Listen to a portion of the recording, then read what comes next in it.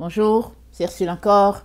On est le 21 mai 2023. Alors, je viens sur la trompette aujourd'hui encore et je viens proclamer le retour de notre Seigneur Jésus-Christ. Amen et alléluia. Soyons tous bénis, soyons remplis de sa joie, soyons persévérants. Amen. Alors, une pensée, une semence. Amen. Souvent, on ne le réalise pas, n'est-ce pas? Souvent, on ne réalise pas que ce sont nos pensées que nous sémons. On ne le réalise pas, parce que si on le réalisait, on ferait très attention à ce qu'on regarde, à ce qu'on écoute et à ce qui sort de notre bouche. On ferait très très attention. Alors, dans Proverbe 23, le verset 6, voilà ce qui est dit.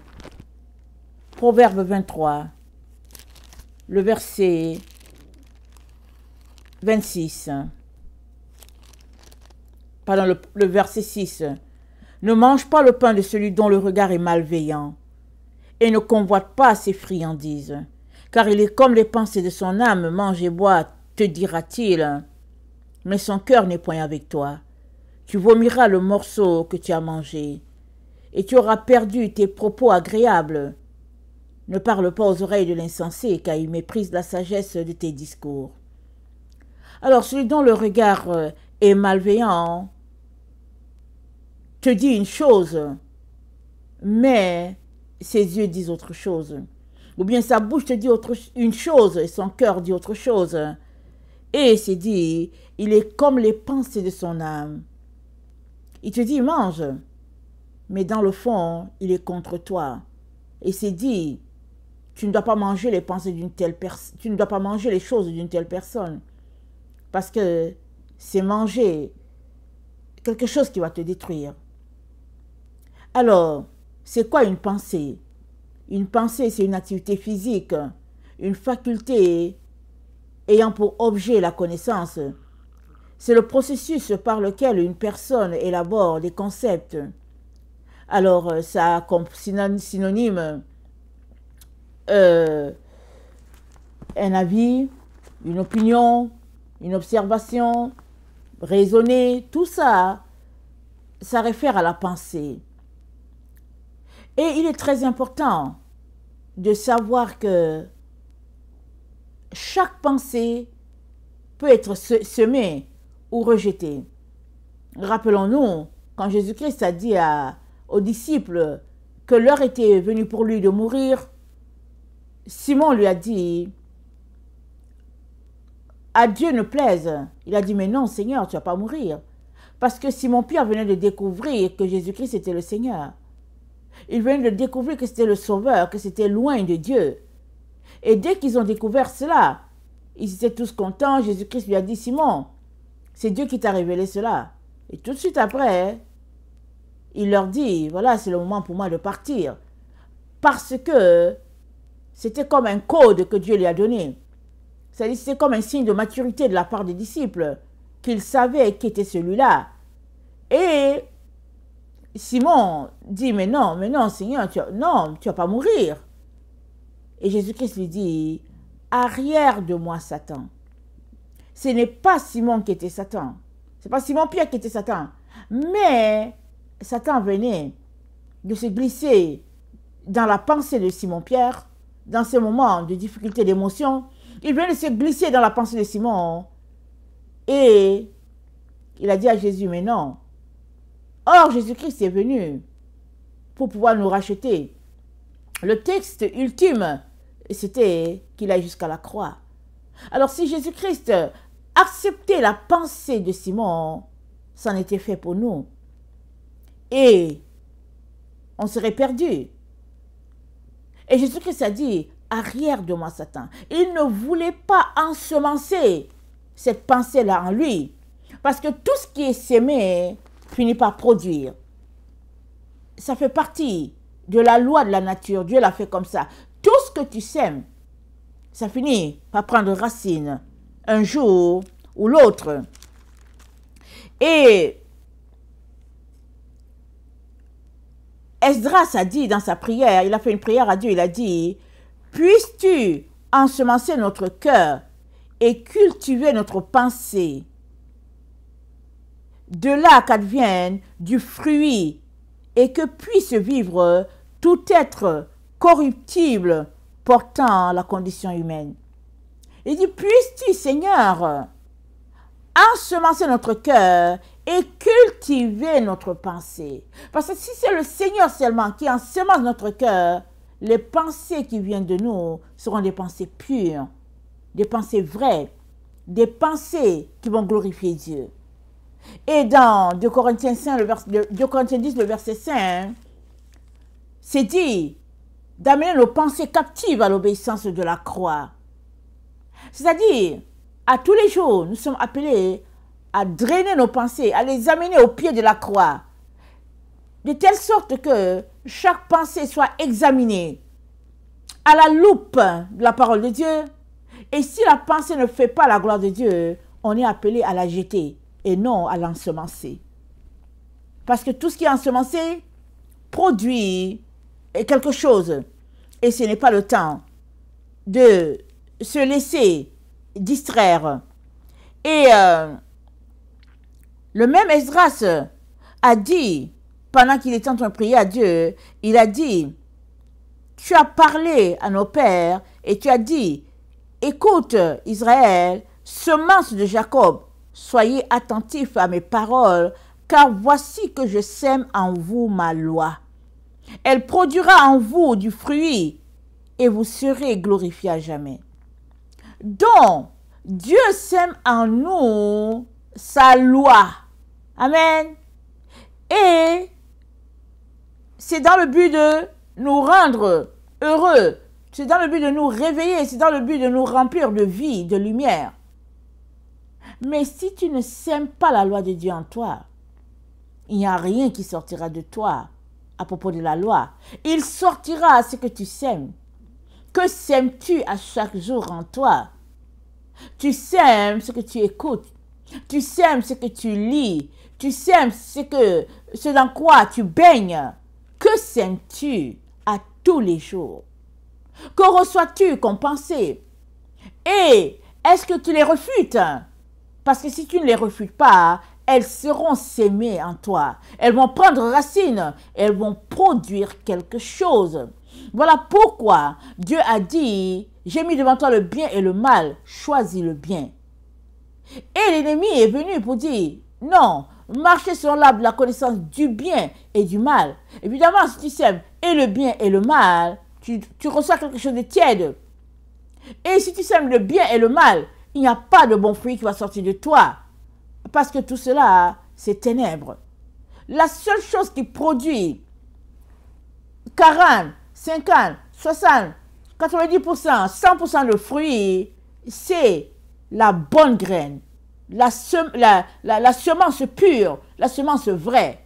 Il est donc très important qu'à tous les jours, nous ayons un défi pour nous-mêmes, c'est-à-dire rejeter tout ce qui n'est pas de Dieu et ensemencer tout ce qui vient de Dieu. Pour cela, ça demande que tu puisses te tenir ferme à l'endroit où tu es. Si tu marches selon Dieu, tu dois rester droit.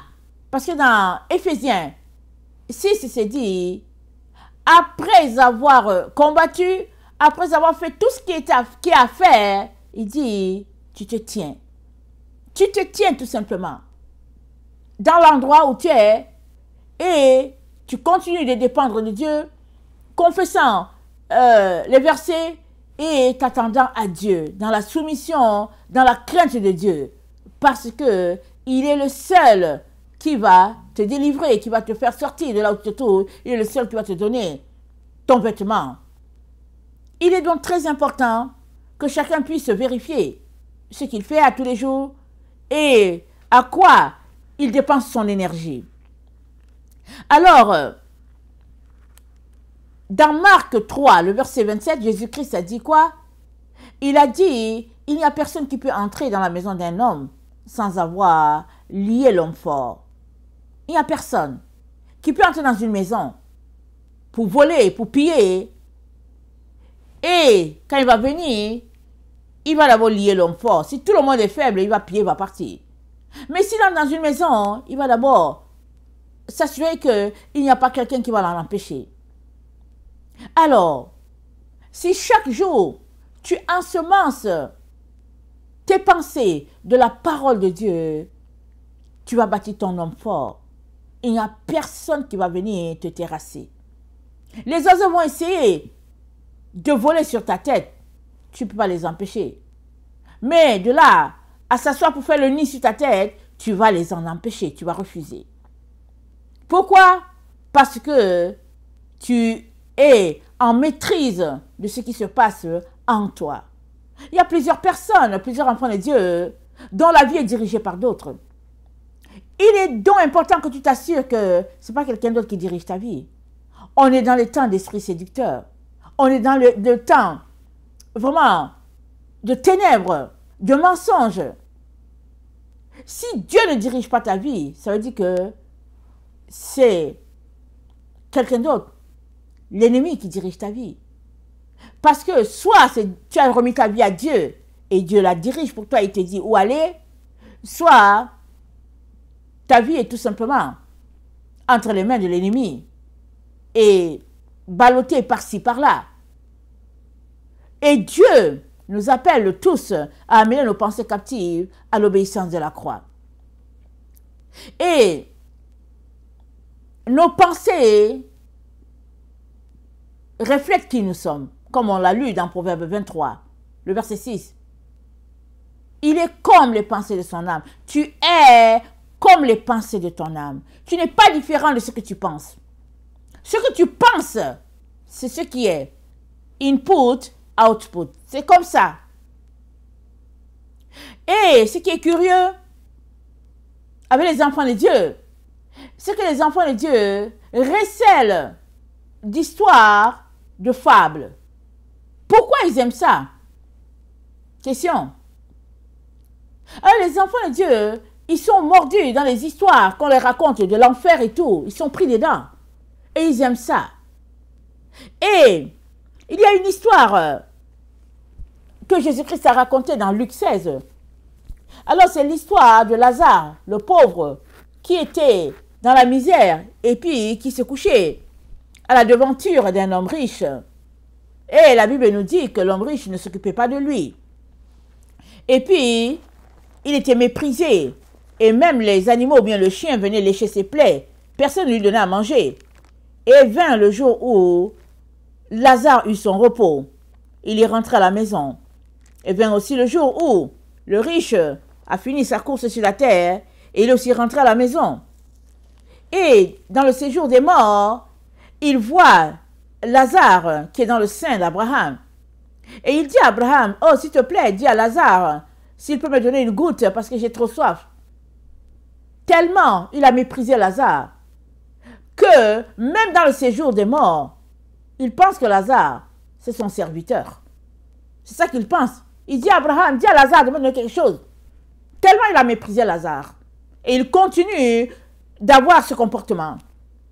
Et au verset 25 de Luc 16, Abraham lui dit, mon enfant, souviens-toi que tu as reçu tes biens pendant ta vie et que Lazare a eu les maux pendant la sienne.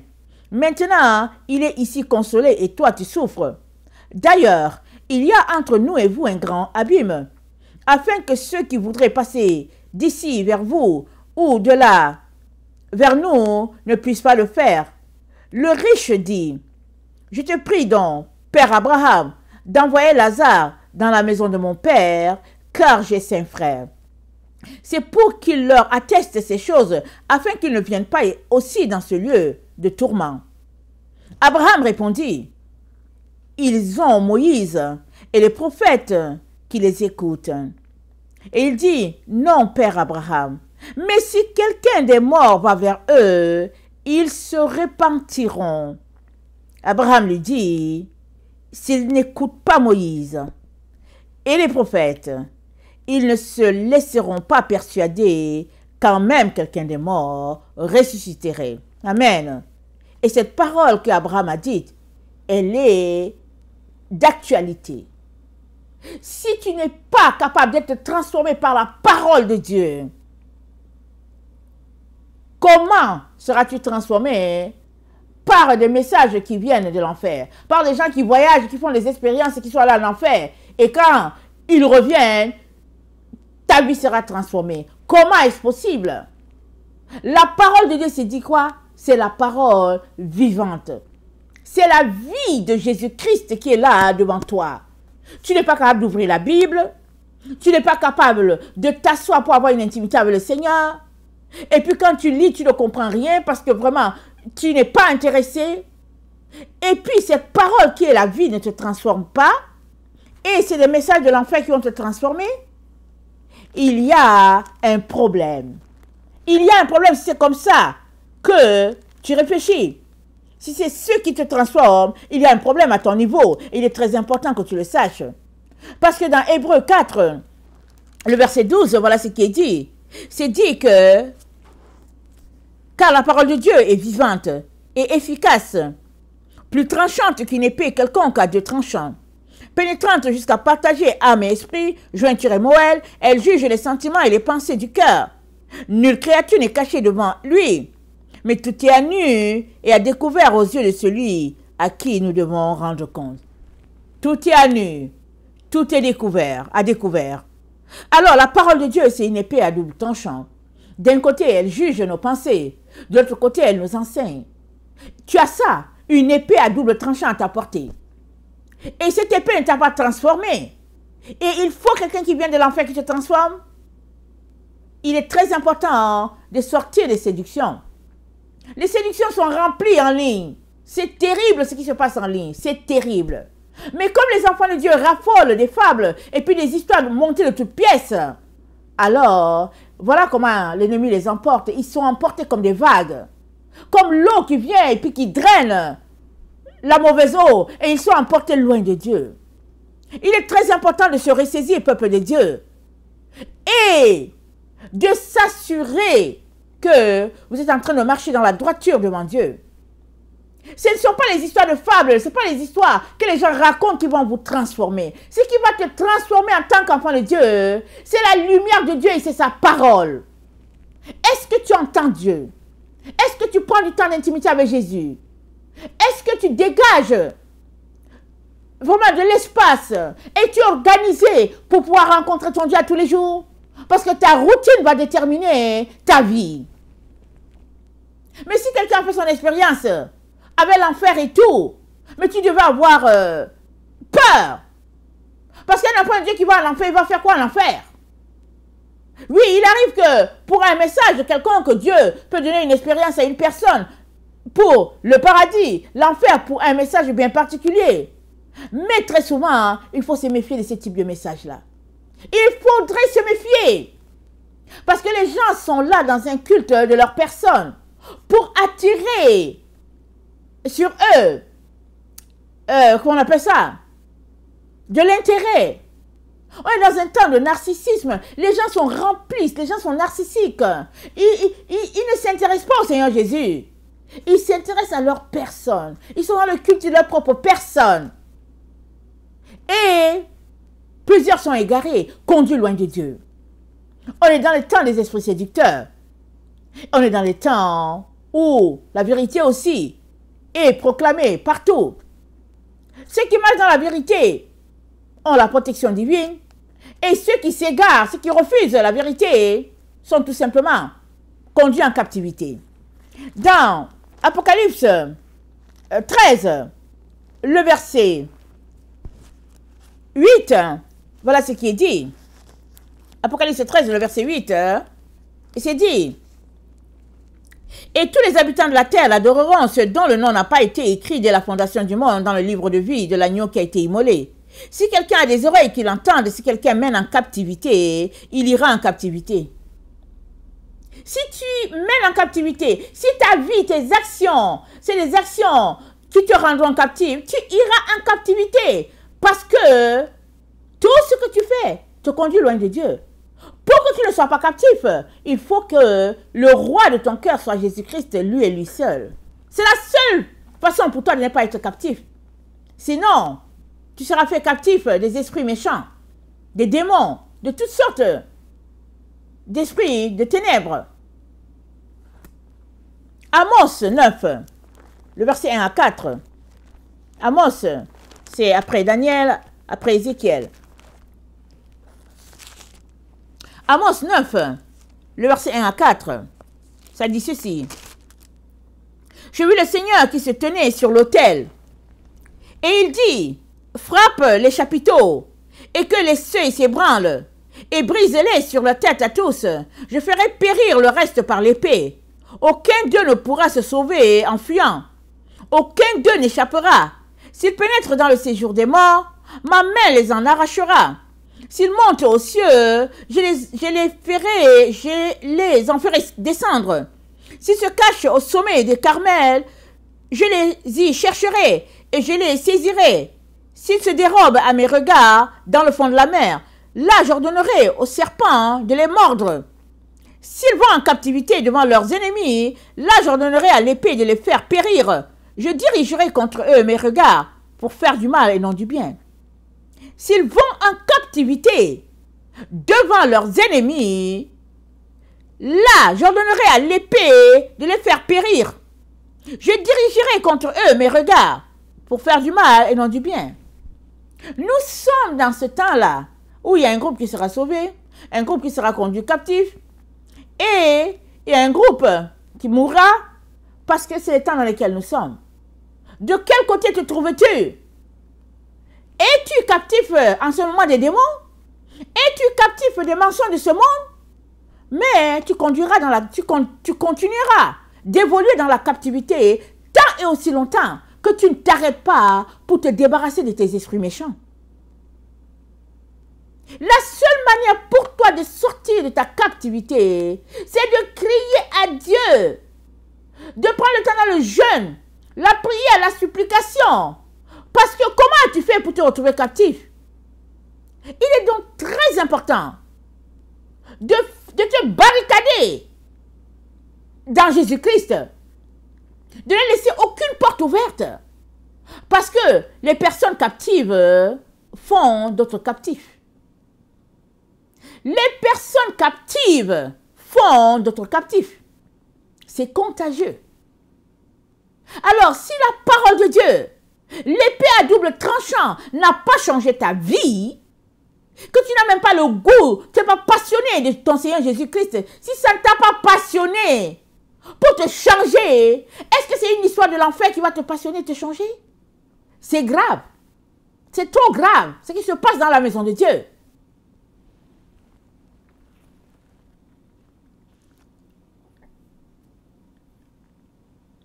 Plusieurs seront faits captifs. On est dans le temps. Plusieurs sont conduits dans leur égarement. Et dans 2 Thessaloniciens 2, notre Seigneur Jésus-Christ a été clair. Il n'est pas passé par 4 chemins. Clair comme l'eau de roche, comme l'eau limpide, comme toujours notre Seigneur. Il dit, l'apparition de cet impie, de Thessaloniciens 2, le verset 9, se fera par la puissance de Satan, avec toutes sortes de miracles, signes et prodiges mensongers, avec toutes les séductions de l'iniquité, pour ceux qui périssent, parce qu'ils n'ont pas aimé la vérité qui les aurait sauvés. Alors, Dieu leur envoie une puissance d'égarement, pour qu'ils croient aux mensonges, afin que tous ceux qui n'ont pas cru à la vérité, mais qui ont pris plaisir à l'injustice, soient condamnés. Dieu leur envoie une puissance qui les égare, pour qu'ils croient aux mensonges. Jusqu'où es-tu un agent de lumière? Jusqu'où cours-tu après la vérité? Jésus-Christ a dit quoi?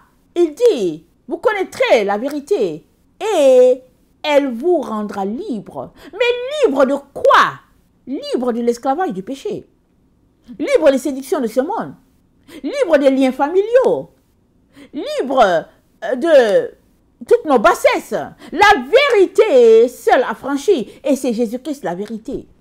Donc si Jésus-Christ qui est la vérité, Jésus-Christ qui est la lumière, n'a pas pu te changer, tu n'as pas pu tomber amoureux, amoureuse de lui et faire de lui ton seul but, ton seul intérêt, si tu n'as pas été capable de mettre Jésus-Christ sur ton cœur, qu'il soit le seul roi à bord de ton cœur, si tu n'as pas été capable, comment une histoire qui vient de l'enfer va-t-elle te transformer? Comment? Arrête-toi et réfléchis.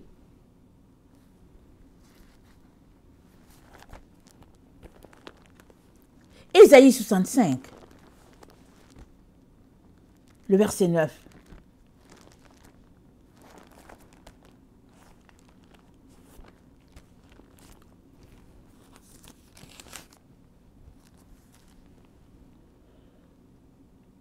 Je ferai sortir de Jacob une postérité et de Juda un héritier de mes montagnes. Mes élus posséderont le pays et mes serviteurs y habiteront.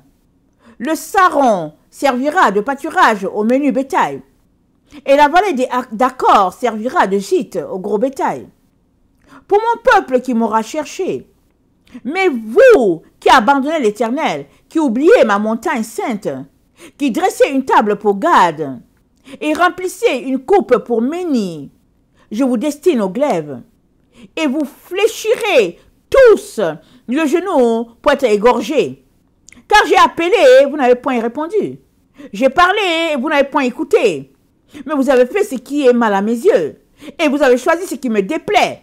C'est pourquoi ainsi parle le Seigneur l'Éternel. Voici mes serviteurs mangeront, et vous aurez faim. Mes serviteurs boiront, et vous aurez soif.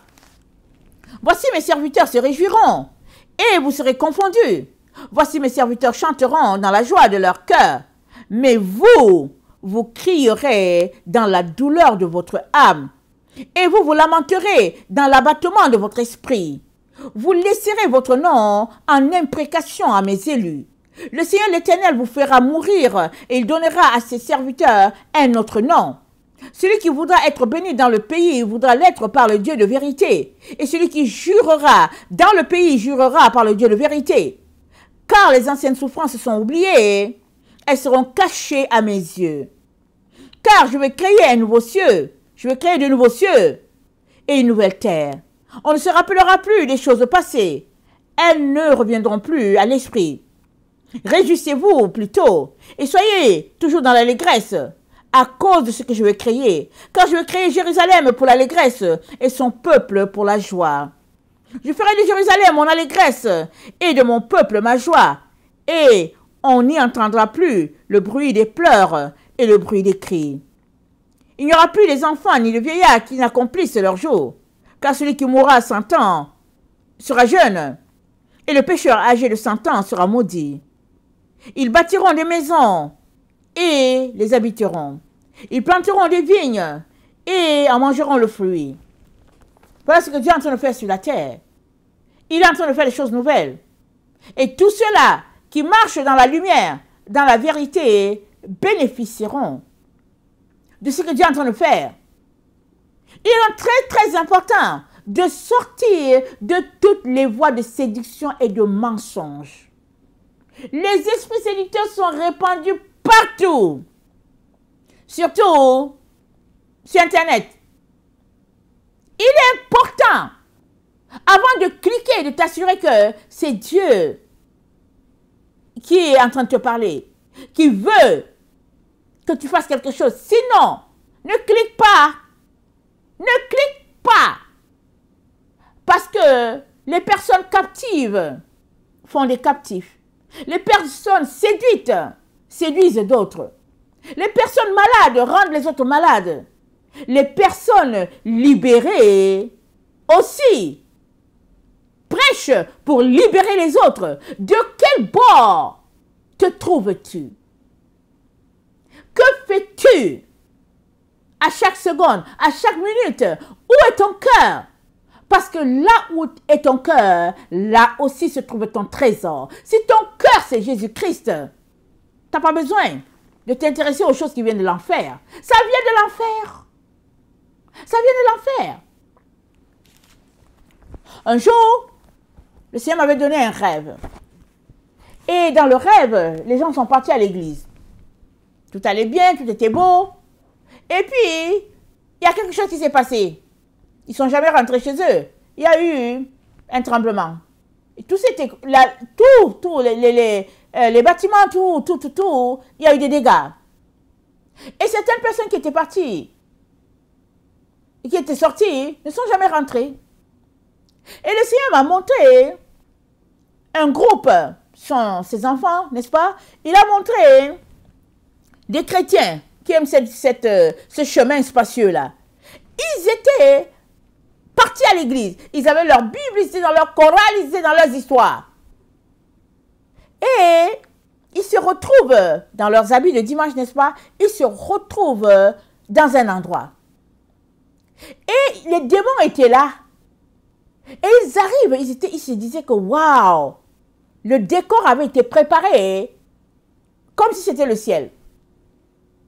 Et ils sont là, et ils sont attroupés, et puis les démons les ont vraiment regroupés là. Ils étaient nombreux. Et ils étaient là. Et ils demandaient aux démons, mais Jésus, il est où? Les démons disent, non, ne vous inquiétez pas, formez-vous en chorale, Jésus arrive. Et ils étaient là, ils se mettaient en chorale. Et puis, c'est qui pouvait chanter? Donc, ceux qui savaient bien chanter, tout cela, étaient en train d'organiser le groupe pour qu'ils puissent chanter. Parce qu'il leur dit, le démon qui était en charge faisait une mise en scène. Il dit, allez, faites, allez. Et ils étaient en train de se placer pour chanter les louanges à Jésus. Or, puisque c'est un rêve que le Seigneur m'a donné, or, de ma position où je savais, de ma position où j'étais, je savais qu'ils étaient en enfer. Ils avaient atterri en enfer. Ils étaient à la porte d'entrée. C'est comme, comment on appelle ça? C'est comme, voilà, c'est le hall, voilà. Ils étaient comme le hall d'entrée de l'enfer. Et derrière eux, c'était la porte qui allait les précipiter dans le feu éternel. Mais ils ne savaient pas. Ils n'avaient pas idée. Ils se préparaient à chanter une louange à Jésus-Christ quand Jésus-Christ allait entrer. Et le Seigneur m'a dit, regarde-les. Regarde-les. Ils ont refusé la vérité. Ils étaient sur la terre. Ils ont refusé la vérité. Ils ont préféré la voie spacieuse. Ils ont refusé le chemin étroit, la porte étroite et le chemin resserré. Ils l'ont refusé. Ils ont trouvé que ça ne faisait pas leur affaire. Et les voilà qui sont là, toujours en train d'être séduits par les mêmes esprits qui les ont séduits quand ils étaient sur la terre. Et c'était d'une tristesse. Quand je suis sortie de là, je me suis dit, mais Seigneur. Et le Seigneur m'a donné une bonne leçon. Il m'a dit, les esprits séducteurs, leur travail, c'est de mimiquer. Ils mimiquent la vérité. Je ne sais pas si c'est un mot qui existe. Ils font des mises en scène. Et ils te font croire que c'est la vérité. Voilà pourquoi Jésus-Christ s'est dit que ton oui soit oui. Et que ton non soit non. N'entre pas dans les plaisanteries et puis les histoires. Non, ça c'est des mises en scène. Ça c'est de la distraction. Ça, c'est le monde de l'iniquité. Sois droit en toutes choses. Dieu est ton sauveur, donne-lui ton 100%. Et laisse aller les choses du monde. Mais si tu donnes à Jésus-Christ 97 et que tu laisses 3%, les esprits séducteurs vont prendre les 3%. Et les 3% vont te traîner en enfer. Les 3% que tu gardes pour toi vont te traîner en enfer. Donne à Jésus ton 100%. Ne t'accroche à rien. Sois satisfait avec ton Jésus dans ton cœur. Et Jésus-Christ te protégera. Il te donnera de pouvoir être vainqueur de tout ce qui se passe sur cette terre où nous nous trouvons. Jésus-Christ a dit quoi? Il dit, ô vainqueur, voilà ce que je ferai. Il dit quoi? Que celui qui a les oreilles pour entendre, entende. As-tu des oreilles, mon frère? As-tu des oreilles, ma soeur? Entends très bien. Fais attention à tout ce qui brille. Parce que tout ce qui brille n'a pas Jésus. Il est important de t'accrocher à ton Jésus, le vrai Jésus, le Fils de Marie, le fruit que Dieu nous a donné, ce fruit-là, le fruit de l'arbre Marie, là, c'est lui le vrai Jésus. Il y a plusieurs faux Jésus. Accroche-toi au vrai, parce que c'est lui qui est mort pour toi. Et il te donnera du repos pour ton âme. Et tu vivras éternellement dans sa présence. Que le Seigneur bénisse sa parole. Maranatha, Jésus revient. Amen. Alléluia.